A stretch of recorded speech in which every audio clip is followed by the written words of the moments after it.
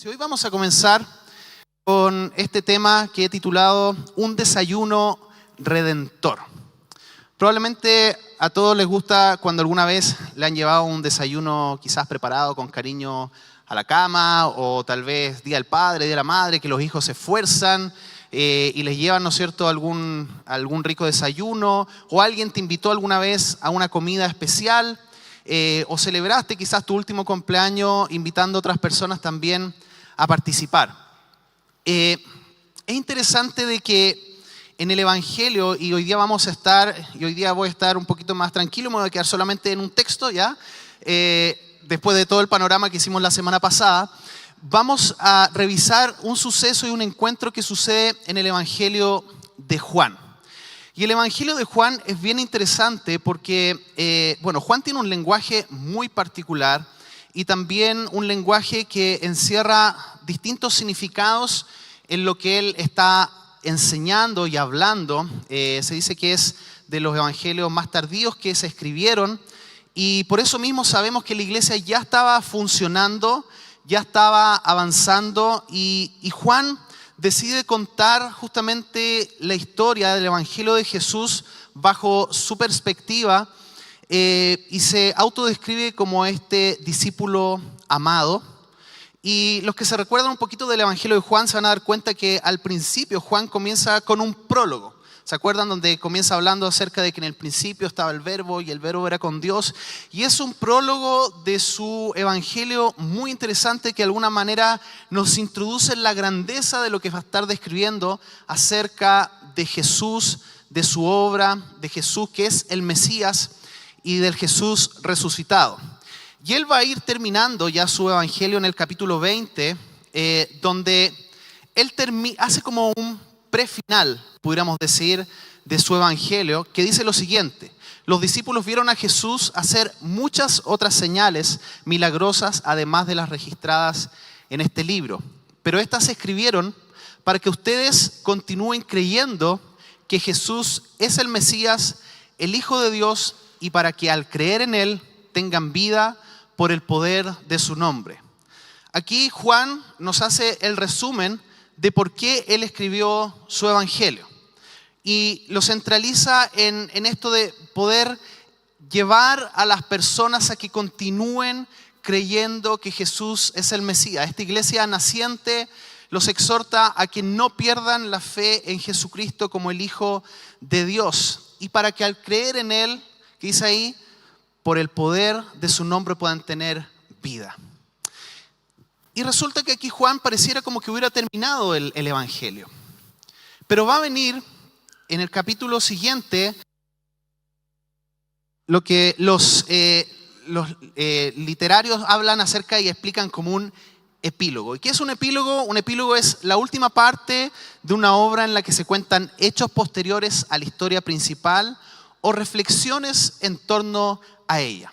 Entonces Juan es como que hace este prefinal de su evangelio y luego nos va a dar este epílogo, que de alguna manera Juan está queriendo enfatizar, contarnos obviamente una historia verídica en relación a lo que fue un encuentro del Jesús resucitado con alguno de sus discípulos, pero también nos va a estar dando ciertas nociones que aplican para la vida de hacer iglesia. Y es interesante porque esta historia nos va a hablar, y es una historia probablemente que ustedes ya han leído antes, nos va a hablar acerca de una conversación que estaba ahí pendiente. Y yo no sé si tú has tenido o tienes quizás hoy una conversación pendiente con alguien. Y tal vez te pasa de que tú sabes que vas a tener que hablar, no sé, mañana lunes con tu jefe o con un empleado, o que vas a tener que hablar con una profesora, o con la directora del colegio, o quizás vas a tener, ¿no es cierto?, que tienes una conversación pendiente con un vecino que anoche tuvo un carrete hasta las 4 de la mañana y dice, tengo que conversar con él porque todos los fines de semana se repite. Yo no sé, pero tal vez te ha pasado en tu vida de que sí has estado frente a estas situaciones donde tienes una conversación pendiente. Y no sé si les pasa a ustedes, pero cuando uno tiene una conversación pendiente es como que empieza a imaginarse cómo va a ser ese diálogo, con un diálogo interno, a decir, ok, le voy a decir esto. o voy a tratar de direccionarlo por acá. Y también, y si estás enojado, empiezan a surgir ideas, ¿no es cierto?, medias malévolas de cómo va a ser esa conversación o cómo va a ser ese encuentro. Conversaciones pendientes.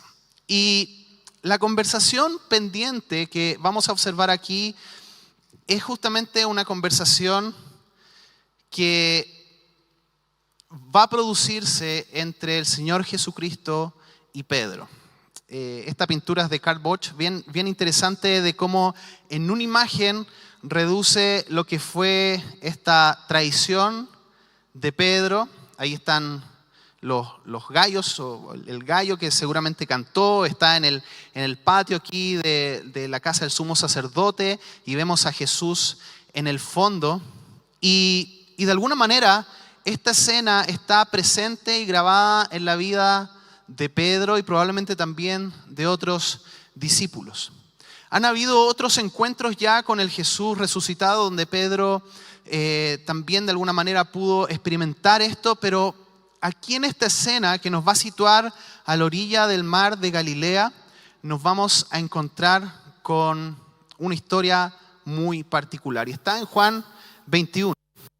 Y dice lo siguiente: más tarde, Jesús apareció nuevamente a los discípulos junto al mar de Galilea. Este es el relato de lo que sucedió. Varios de sus discípulos se encontraban allí: Simón Pedro, Tomás, al que apodaban el gemelo, Natanael de Caná de Galilea, los hijos de Zebedeo y otros 2 discípulos. Es decir, habían 7 discípulos ahí en esta escena. Simón Pedro dijo: me voy a pescar. Nosotros también vamos, dijeron los demás. Así que salieron de la barca, pero no pescaron nada en toda la noche. Vamos hoy día a hacer un acercamiento al texto, primero observando qué es lo que nos dice el relato. Es interesante encontrar a estos discípulos en Galilea, y usted puede tener ahí en su Biblia, ya sea digital o escrita que trajo, abierto aquí Juan 21. Y es interesante encontrar estos discípulos aquí. La pregunta es, ¿por qué estaban en este lugar?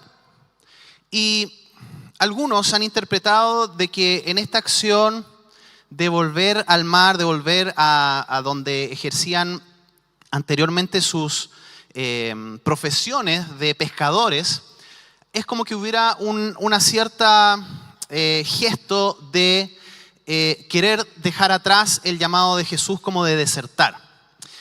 Sin embargo, el texto no nos habla necesariamente de eso, no nos da evidencia.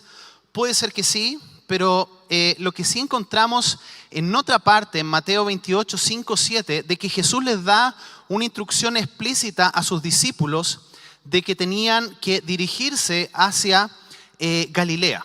Vamos a encontrar este relato donde las mujeres se encuentran con este ángel en la tumba y dice: entonces el ángel les habló a las mujeres: no teman, dijo. Sé que buscan a Jesús, el que fue crucificado. No está aquí. Ha resucitado tal como dijo que sucedería. Vengan, vean el lugar donde está su cuerpo. Y ahora, vayan rápidamente y cuéntenles a sus discípulos que ha resucitado y que va delante de ustedes a Galilea. Allí lo verán. Recuerden lo que les he dicho. Concretamente, sabemos que hay una instrucción de parte de Jesús resucitado a esperar, a dirigirse hacia Galilea. Y probablemente estos discípulos están ahí esperando y no sabemos si les dio hambre, no sabemos si es que necesitaban dinero, pero simplemente sabemos de que Pedro, el que generalmente toma la iniciativa, decide pescar. Porque era un pescador, probablemente querían tener algo para comer y deciden hacer este gesto y los otros lo acompañan. Ahora, sabemos que fueron a pescar y sabemos que son pescadores profesionales y también sabemos de que no pescaron nada. Por lo tanto, imagínense ustedes en sus profesiones que se supone que tienen que saber lo que tienen que saber por ser profesionales en el área y hay algo que no les resulta. Probablemente estaríamos muy frustrados, al igual como observamos en este caso lo que está sucediendo en esta escena. Y sigue el relato, versículo 4. Al amanecer Jesús apareció en la playa, pero los discípulos no podían ver quién era. Les preguntó: amigos, ¿pescaron algo? Es interesante aquí como Juan, en solamente una palabra, de alguna manera encierra la frustración. Porque no sé si a usted le ha pasado de que les tocó hacer el asado en la casa y el carbón no enciende y empiezan a llegar los invitados y tú estás atrasado y entonces la mamá o la señora te pregunta, oye, ¿el asado está listo? Y tú dices, no. O quizás te tocaba hacer un informe y se te echó a perder la impresora porque yo no sé por qué razones como que en la impresora vivieran espíritus inmundos que las poseen justo en los momentos clave que necesitamos imprimir algo y alguien te pregunta, ¿está listo tu trabajo o tienes lista tu tesis? No. Aquí es interesante de que solamente en una palabra podemos de alguna manera notar esta frustración de estos pescadores y dicen, no, contestaron ellos. Versículo 6, entonces él dijo, echen la red a la derecha de la barca y tendrán pesca. Ellos lo hicieron y no podían sacar la red por la gran cantidad de peces que contenía. Ahora, es interesante porque en este relato, y lo vamos a ver más adelante en otra de las predicaciones, de que hay pudiéramos decir, un suceso en el cual Jesús no se deja ver por sus discípulos. Aquí no sabemos si es que hay una razón natural, sobrenatural, en la cual Jesús se esconde de alguna manera, pero podemos pensar que es por la oscuridad de la mañana, podemos pensar que había neblina. La cosa es que no reconocieron al maestro. Y vemos de que este desconocido, para los que están en la barca, les hace una pregunta. Y es interesante que el concepto que usa en el original, para decirle, la NTV lo traduce como amigos, pero usa este concepto que es como hijos, hijitos, que pudiéramos decir como chicos. Es un acercamiento bien interesante que le dice, hijos, ¿pescaron algo? Lo hace de una manera cariñosa el referirse hacia ellos. Y aquí es interesante porque también pudiéramos hacer un acercamiento de este relato desde lo cultural, porque se nos dice que los pescadores, sobre todo en ese tiempo, muchas veces tenían ayuda de personas que estaban en la orilla, para los cuales les era más fácil ver si es que había un cardumen cerca del bote de los pescadores. Hay algunos comentaristas que nombran que quizás Jesús podría haber hecho esta pista, dársela a los discípulos. Pero también podemos ver de que aquí hay un acercamiento a una escena anterior que vamos a ver más adelante. Y hay un acto concreto que podemos ver que también es milagroso, que estos pescadores no estaban pescando nada y que inclusive estos pescadores profesionales, conociendo el lugar, tal vez sabiendo los mejores lugares, no están pescando nada y frente a la instrucción del maestro hay pesca. Y aquí hay una lección que vamos a ver más adelante que también podemos observar para la iglesia cristiana. Versículo 7. Entonces el discípulo a quien Jesús amaba le dijo a Pedro, es el Señor. Cuando Simón Pedro oyó que era el Señor, se puso la túnica porque se la había quitado para trabajar. Qué interesante ya, porque tal vez con tantos años de diferencia no entendemos este gesto, pero Pedro se había sacado la túnica porque probablemente estaba con una especie como de tapabarros ya ahí pescando. Y el acto de saludar a otro era un acto casi religioso, de mucho respeto. Por lo tanto, la persona no podía nadie ir, como decimos en chileno, a guata pelada, ¿no es cierto?, a saludar, en este caso, inclusive, aún más si es que era el maestro. Por lo tanto, hace este acto de vestirse para ir a saludarlo. Los otros se quedaron, se tiró al agua y se dirigió hacia la orilla. Los otros se quedaron en la barca y arrastraron la pesada red llena de pescados hasta la orilla porque estaban solo a unos 90 metros de la playa. Y es posible, como decía antes, de que esta escena de alguna manera haya transportado a Pedro al momento en el cual fue llamado por primera vez por Jesús. Y es esta escena que aparece justamente ahí en Lucas 5, del 1 al 11. Y hagamos un flashback en la vida de Pedro. Versículo 4 dice, cuando terminó de hablar le dijo a Simón, porque Jesús estaba Acuérdense que estaba predicando y le había pedido la barca a Pedro para tener una proyección de la voz mejor desde el lago hacia las personas. Ahora ve aguas más profundas y echa tus redes para pescar. Maestro, respondió Simón, hemos trabajado mucho durante toda la noche y no hemos pescado nada. Pero si tú lo dices, echaré las redes nuevamente. Y esta vez las redes se llenaron de tantos pescados que comenzaron a romperse. Un grito de auxilio atrajo a los compañeros de la otra barca y pronto las dos barcas estaban llenas de peces y a punto de hundirse. Cuando Simón Pedro se dio cuenta de lo que había sucedido, cayó de rodillas delante de Jesús y le dijo, Señor, por favor, aléjate de mí, soy un hombre tan pecador. Pues estaba muy asombrado por la cantidad de peces que habían sacado, al igual que los otros que estaban con él. Sus compañeros Santiago y Juan, hijos de Zebedeo, también estaban asombrados. Jesús respondió a Simón, no tengas miedo, de ahora en adelante pescarás personas. Y en cuanto llegaron a tierra firme, dejaron todo y siguieron a Jesús. Por lo tanto, aquí hay una escena que indudablemente le recuerda a Pedro el llamado que le hizo Jesucristo a seguirle. Pero ha pasado mucha agua bajo el puente. Hay una historia pendiente. Pedro ha traicionado a Jesús y de alguna manera esto está en el contexto también de esta historia. Pero Pedro, fiel a su estilo impulsivo, decide lanzarse al agua y correr hacia el maestro. Y está tan pesada esta red que entre varios tienen que llevarla. Y el relato sigue, versículo 9. Cuando llegaron, encontraron el desayuno preparado para ellos. Pescado a la brasa y pan. Personalmente no sé si me gustaría desayunar pescado, ¿no? Pero imagínense estos pescadores hambrientos y sobre todo imagínense a Jesús habiendo preparado este desayuno.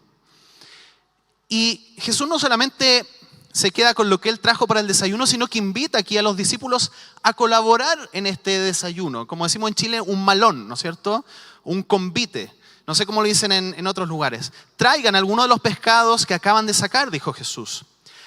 Y miren aquí el gesto técnico de Pedro. Así que Simón Pedro subió a la barca y arrastró la red hasta la orilla.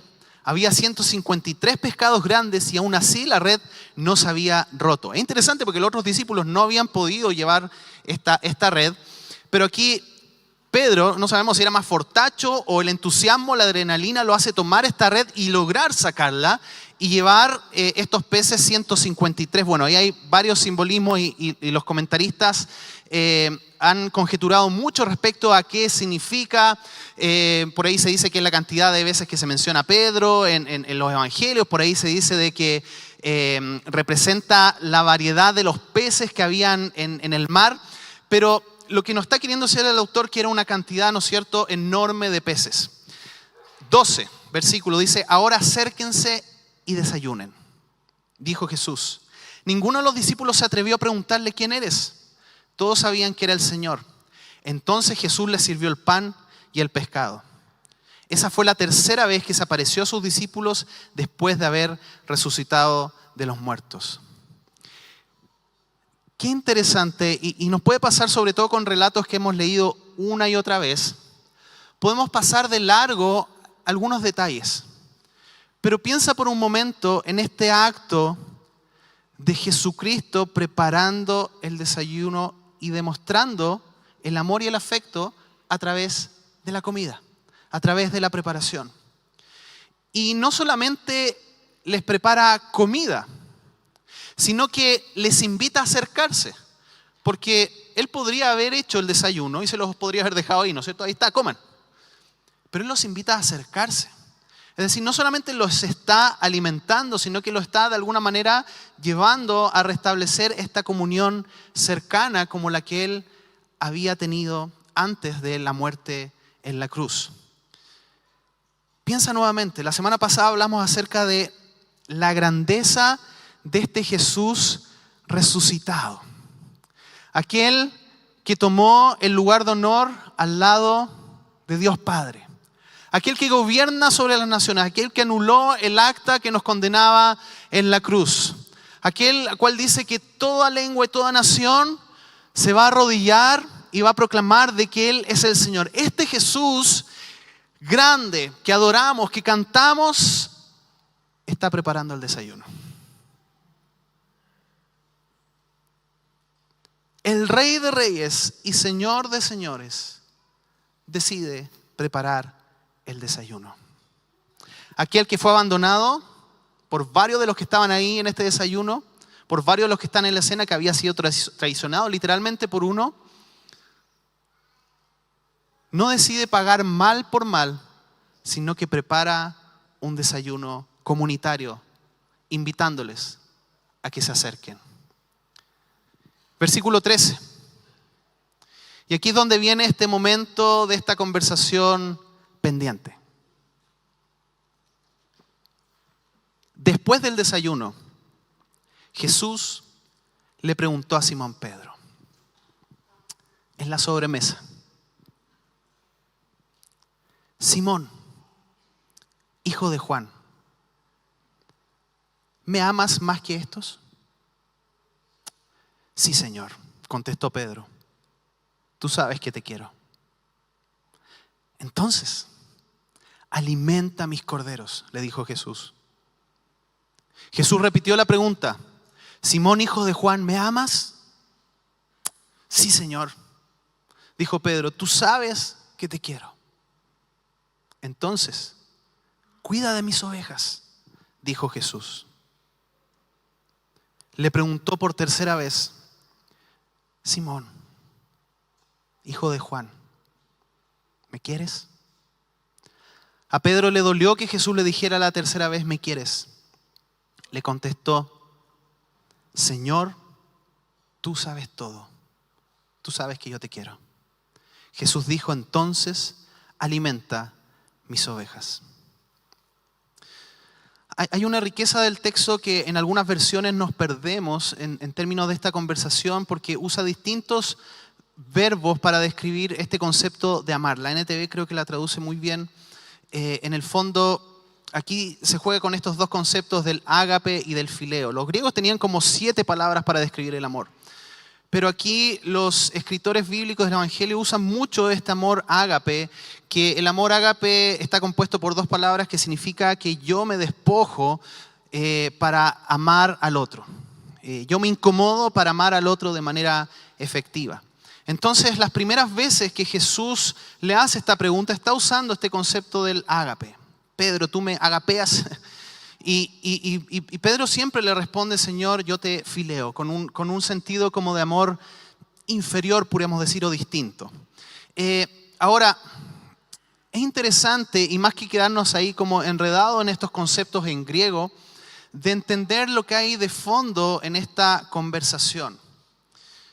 Que la primera pregunta, ¿no es cierto?, que le hace Jesús a Pedro va dirigida a esta, como pudiéramos decir, cantidad de amor que Pedro siente por su maestro en comparación a los otros. Y es importante aquí recordar una gran declaración que Pedro había hecho antes. Que justamente Pedro dice: aunque todos te abandonen, yo jamás te abandonaré. ¿Se acuerdan? Que hace algunos días atrás Pedro, cuando dice que uno de ellos va a traicionar, él dice: yo, aunque ellos te dejen, yo jamás te voy a abandonar. Y en ese sentido, frente a cada una de estas respuestas de Pedro, Jesús responde con un llamado especial para que Pedro pueda demostrar su amor cuidando de las ovejas de Jesucristo. Y en la última pregunta que hace Pedro, Pedro reconoce que más que palabras grandilocuentes que puedan salir de su boca como lo había hecho en el pasado, él debe recordar de que es frágil. Él tiene que recordar que políticamente él podría decir muchas cosas, pero que finalmente Jesús conoce todo de él. Y sigamos adelante. Versículo 18. Te digo la verdad, cuando eras joven, podías hacer lo que querías, te vestías tú mismo e ibas a donde querías ir. Sin embargo, cuando seas viejo, extenderás los brazos y otros te vestirán y te llevarán a donde no quieras ir. Y aquí Juan explica, dice, Jesús dijo esto para darle a conocer el tipo de muerte con la que Pedro glorificaría a Dios. Entonces Jesús le dijo, sígueme. Hace algunos días atrás aquí Pedro había negado a Jesús para salvar su vida y su reputación. Había negado a Jesús para no ser condenado junto con su maestro. Lo había negado radicalmente, pero ahora Jesús le muestra una sinopsis del futuro y le dice, tú no me vas a negar en el futuro. De hecho, vas a llegar a morir por mi causa. Y aquí esto de los brazos extendidos, y también nos dice luego la historia de que Pedro también muere crucificado. Y la historia dice de que él pidió, al parecer, que fuera crucificado cabeza abajo para no morir igual que su maestro. Es interesante de que con esta muerte, a diferencia de lo que había hecho anteriormente, de que no había glorificado a Dios con sus palabras, con esta muerte que iba a tener Pedro, iba a glorificar a Dios. Y seguimos con el relato, versículo 20. Pedro se dio vuelta y vio que detrás de ellos estaba el discípulo a quien Jesús amaba, Juan. El que se había inclinado hacia Jesús durante la cena para preguntarle, Señor, ¿quién va a traicionarte? Pedro le preguntó a Jesús, Señor, ¿qué va a pasar con él? Jesús contestó, y si quiero que él siga vivo hasta que yo regrese, ¿qué tiene que ver esto contigo? En cuanto a ti, sígueme. Así que entre la comunidad de los creyentes, y aquí es como un disclaimer que hace Juan, ¿no es cierto? Así que entre la comunidad de los creyentes corrió el rumor de que ese discípulo no moriría. Pero eso no fue en absoluto lo que dijo Jesús. Él solamente dijo, si quiero que él siga vivo hasta que yo regrese, ¿qué tiene que ver contigo? Está aclarando, ¿no es cierto? Ahora, ¿qué está pasando por la mente de Pedro luego de tener esta conversación con Jesús? ¿Está pensando que tal vez Juan es más digno porque no negó a Jesús? ¿Se está preguntando tal vez de que, oye, me está haciendo esta invitación a mí a seguirle, pero él no le ha dicho nada? Y aquí ya hay una diferenciación en cuanto a los llamados que tiene Pedro y la acción ministerial que va a tener Pedro y que va a tener Juan. Pedro va a ser como este pastor, ¿no es cierto?, de la iglesia, y Juan va a ser más bien el escritor que de alguna manera proclama las verdades a través de sus cartas y a través del evangelio de lo que hizo Jesucristo. Pero Jesús le dice, ¿y esto qué tiene que ver contigo? En cuanto a ti, sígueme. Y continúa acá, para ir terminando el relato, ese discípulo es el que da testimonio de todos estos sucesos y los ha registrado en este libro, y sabemos que su relato es fiel. Está poniendo como el timbre, ¿no es cierto?, apostólico en su evangelio. Jesús también hizo muchas otras cosas. Si todas se pusieran por escrito, supongo que el mundo entero no podría contener los libros que se escribían. Y así como Juan comenzó con su prólogo mostrando a este Cristo enorme, adorado, el verbo que se hizo carne, que vino a habitar entre nosotros y que dio su vida por nosotros, está terminando su evangelio proclamando de que la grandeza de Cristo no puede ser contenida ni siquiera en todas las páginas del mundo, sino que su grandeza es algo que podemos seguir conociendo. Permítanme ahora hacer algunas aplicaciones de este texto. Y creo que lo primero que podemos observar en el texto, a estos discípulos que están ahí afanados, pescando, haciendo una acción por hacerla, porque no se nos habla de ninguna razón de por qué ellos tenían que salir a pescar. Y pareciera que de alguna manera Juan, ya dirigiéndose a los primeros cristianos, casi terminando el primer siglo de la iglesia, años 70, 90, está diciéndole, ojo iglesia, ojo discípulos. Ojo con solo hacer por hacer, porque el activismo sin mirar a Cristo es como una pesca vacía. Tengan cuidado, pareciera que aquí el pastor Juan está hablando. Tengan cuidado de hacer cosas sin poner la mirada a Cristo y a sus instrucciones. El llamado de la iglesia es hacer discípulos de Jesús. Y todo lo que nos acerque a esa misión va por un buen camino, de vivir la iglesia, de hacer iglesia. Pero actualmente podemos ser tentados en nuestras iglesias cristianas y aún aquí en Iglesia Encuentro con Cristo a hacer actividades simplemente porque tenemos que hacer actividades. Y eso puede ser también en tu vida espiritual, que simplemente vas a hacer actos religiosos vacíos simplemente porque piensas que hay que hacerlos.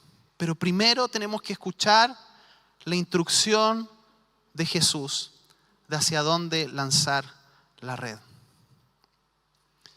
La misión de nuestra iglesia es que toda persona se encuentre con Cristo y así extender el reino de Dios. Y debemos preguntarnos, ¿estamos haciendo eso también como iglesia? Y en cada aplicación les voy a dejar una pregunta para que ustedes puedan pensar en sus vidas. Y la pregunta de esta reflexión es, ¿en algún aspecto de mi vida estoy practicando un activismo vacío? ¿Estoy en mi vida espiritual simplemente como sentado ahí a la orilla del mar y decir, ¿qué hago? Bueno, hago lo que siempre he hecho. Una práctica religiosa vacía, sin profundidad. Cristianismo en piloto automático. Otra reflexión que nos puede dejar este texto. En el reino de Dios, el líder es esencialmente un servidor.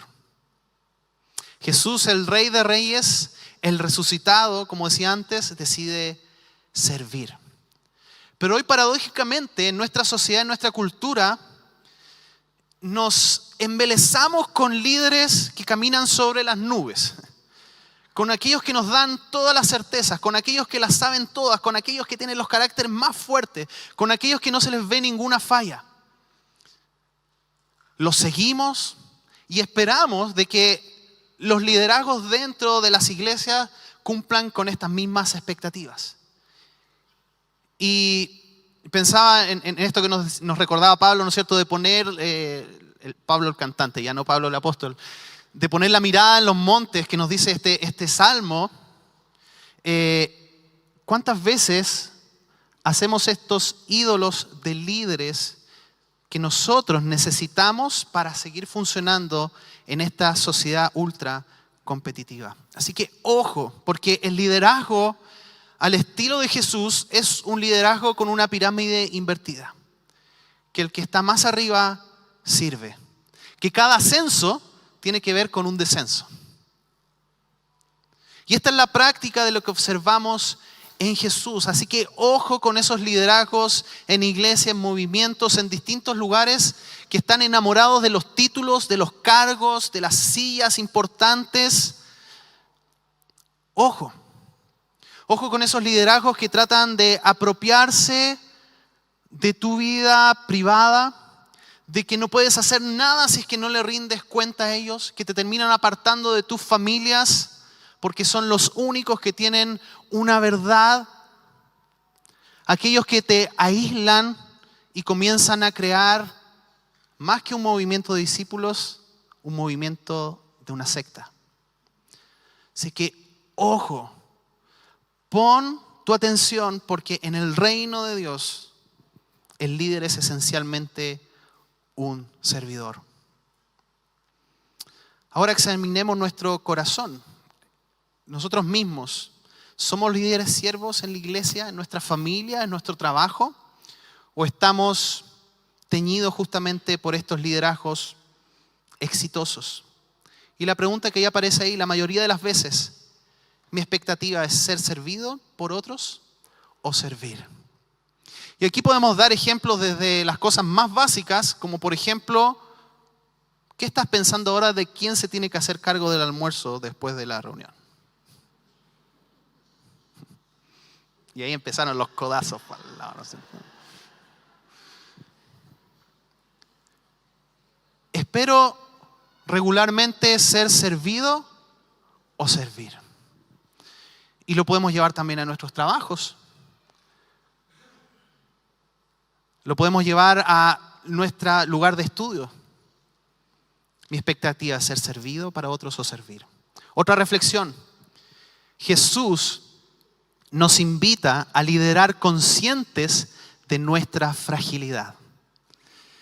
Jesús no niega la fragilidad de Pedro, lo que él hizo. Tampoco invita a él a negar su fragilidad, su error que había cometido. Es en medio aún de esta fragilidad, de esta imperfección, de que Jesús invita a Pedro a seguirle. Y al parecer Pedro tenía que pasar por estas historias para darse cuenta de que no era tan bacán, de que no era una persona tan chévere, ¿no es cierto? Sino que tenía grietas en su carácter, en su vida, y en las cuales necesitaba ser honesto. Es interesante porque se ve, si ustedes ven los evangelios, vemos a Pedro primero, ¿no es cierto?, aquí en la escena, en el relato que leí, arrodillándose y sintiéndose no digno de seguir a Jesús, pero luego vemos que él empieza a creerse el cuento y empieza a crecer, y es como el que da las respuestas correctas, ¿no es cierto?, y que empiezan, ¿no es cierto?, los discípulos mismos también a buscar otros lugares. Pero parece que Pedro tenía que recordar esta fragilidad, como cada uno de nosotros tiene que recordar nuestras fragilidades. Y hay momentos en nuestra vida que Dios nos hace pasar por estados de fragilidad extrema para que nos demos cuenta, o mejor recordemos, de que no somos nada sin la gracia de Dios. Para que nos recordemos de que en nuestra debilidad Él se hace fuerte. Y parte de esto es reconocer de que Jesús nos conoce completamente, de que no podemos ocultar nada de Él. Y yo te pregunto a ti, ¿conoces tus áreas débiles? ¿Sabes ahí donde tienes esta gotera? ¿Sabes por dónde son tus necesidades de crecimiento de tu carácter? ¿Conoces o más bien las ocultas? Porque sabes, es peligroso cuando nosotros ocultamos nuestras áreas frágiles. Hay manifestación de la gracia de Dios cuando las confesamos y cuando dejamos que la gracia de Dios opere en esas debilidades, no ocultándolas. Porque ocultarlas es una bomba de tiempo.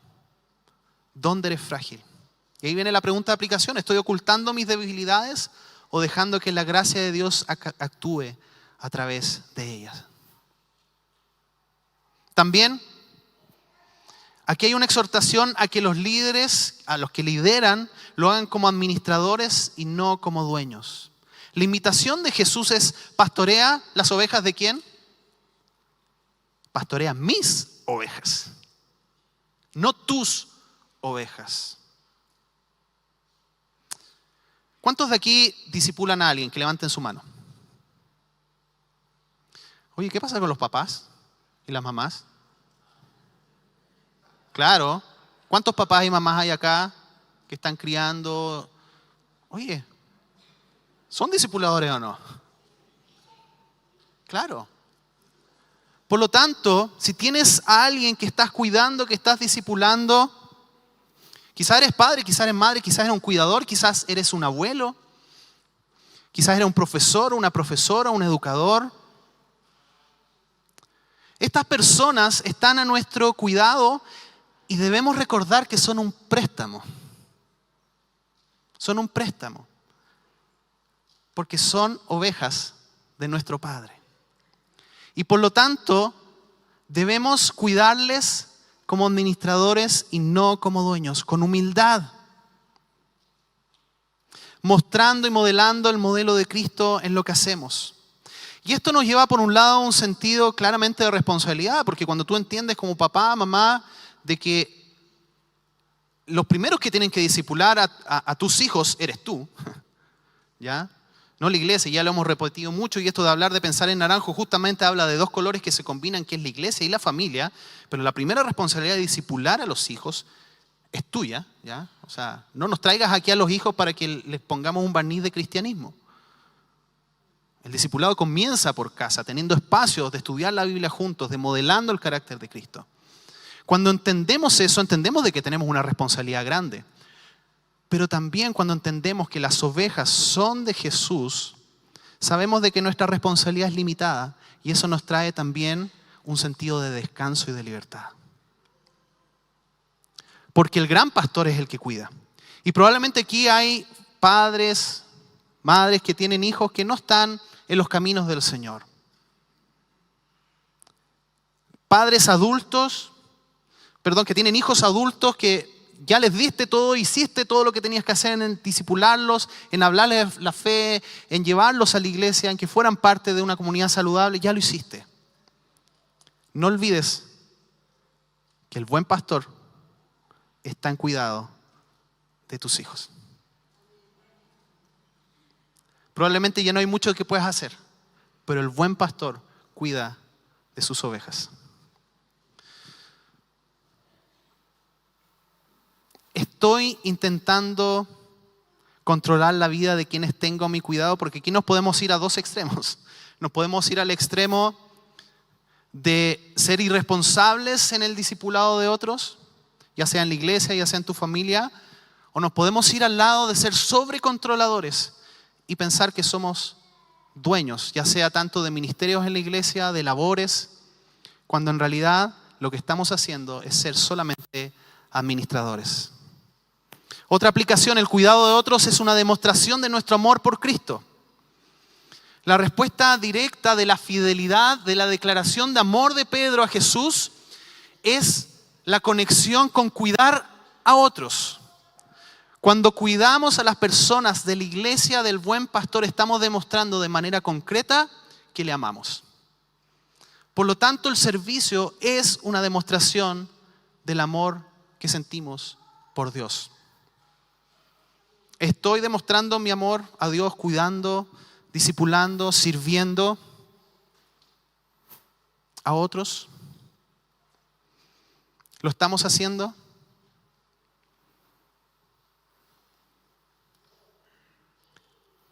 Cuídate de la trampa de la comparación y solo fija tus ojos en Cristo. No sé si entienden esa imagen.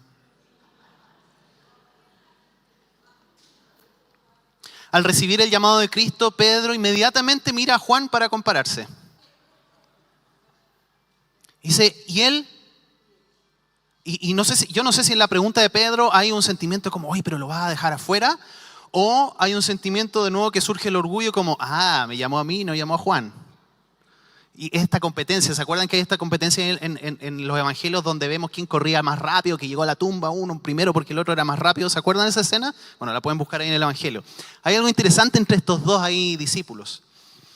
Jesús lo exhorta a que no se preocupe lo que va a pasar con la otra persona, sino que se concentre en seguirle. Dios te dio dones a ti para que los uses, no para que los compares o para que envidies los dones de otras personas. Te dio esos dones para que los uses poniendo la mirada en Cristo. Y aquí, iglesia, encuentro en Cristo. Dios nos dio cierto carácter de cómo ser iglesia, que se explica por nuestra historia, por cómo somos. ¿Qué sacamos con estar comparándonos con otras iglesias? Si ellos tienen sus dones, si ellos tienen su estilo, que lo hagan y sean fieles al Señor. Eso nosotros vamos a ser fieles al Señor poniendo nuestra mirada en Jesucristo. En tu vida espiritual, vives tal vez esperando ser como otra persona para realmente servirle. Dios te dio dones y a lo menos tienes un don para poner en el servicio al Señor. Agradece y usa lo que tienes y no pelees por lo que no tienes. ¿Cuáles son esos dones? ¿Cuál es la capacidad de servicio que tienes? Tú preocúpate de seguir a Jesús. ¿Me comparo regularmente con otros? Sería la pregunta aquí. ¿Me comparo constantemente con lo que hacen los demás? Y por último, y con este punto termino. Aún en nuestros fracasos y tradiciones más severas, Jesús nos invita a un desayuno redentor. En esta escena del Evangelio observamos de que Jesús invita a aquellos discípulos que habían salido corriendo como ovejas sin pastor, que también invita a Pedro, que lo había traicionado y lo había traicionado feo. Yo no sé cuál es tu momento espiritual con Cristo en este tiempo. Yo no sé cuál es el punto en el cual estás. Y tal vez estás batallando con un sentimiento de culpa. Tal vez estás batallando y te sientes que has traicionado a Cristo profundamente o que has traicionado a tu familia y que por lo tanto no has honrado a Cristo ahí donde estás. Yo no sé con lo que tú estás batallando.